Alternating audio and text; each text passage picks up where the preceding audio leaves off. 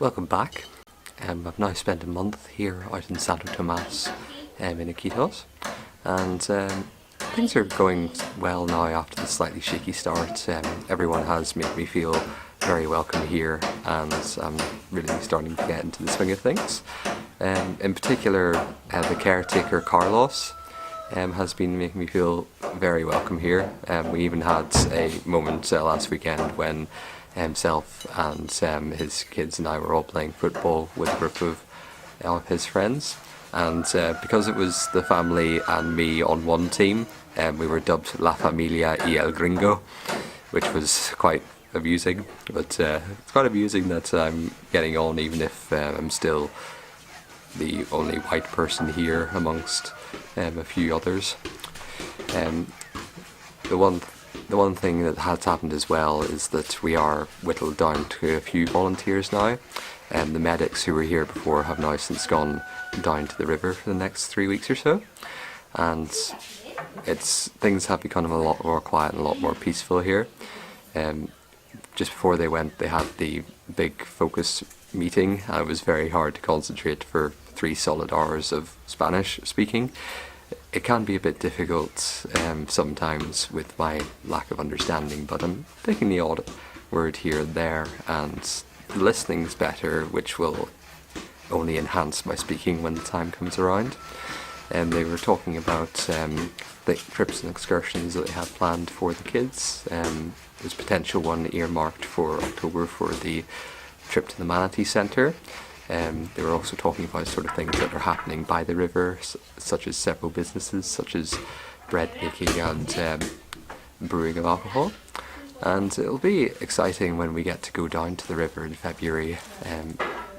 We get to go there then by the time sort of when our Spanish picks up and becomes better, because we'll be working with adults rather than kids, and it'll be a very interesting spiel when the time comes around. In the meantime, we have been going out and exploring a bit more.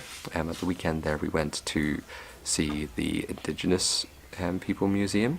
And it's quite interesting to see what life is like for these types of people. We saw all sorts of interesting headdresses and traditional clothing and the like. And there are quite a lot of stories that come from it, and quite a lot of interesting facts.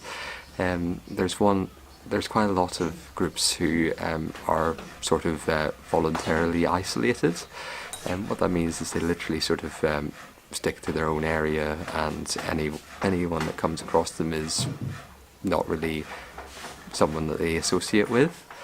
For example, if they see an airplane going overhead, they'll fire arrows at it, and it is as a result of all these because they've received quite a lot of sort of violence and enslavement over the years prior, but it's interesting to see how it comes around to that. And they also have quite a lot of interesting coming of age rituals. There's one particular one where the girls of the village, they have to, after a lot of feasting and dancing, they have to go around the village, and each of the villagers plucks out a bit of their hair. And if they can withstand that, they are deemed fit enough for childbirth and deemed to be of marriage quality.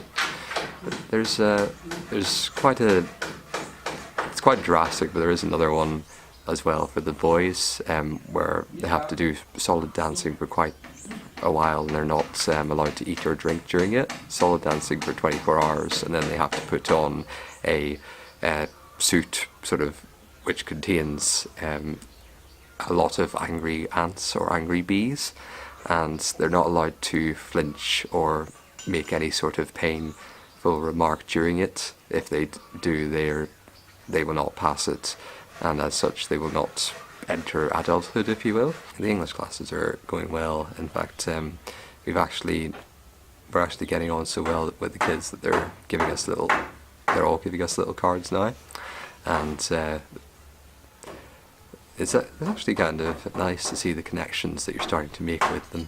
The night before all the volunteers left, there was actually quite a storm. During the night you can actually see sort of flashes of lightning and light sort of hundreds of miles away, and even then it just looks you just think, oh, that storm's really far away, it's not going to catch me.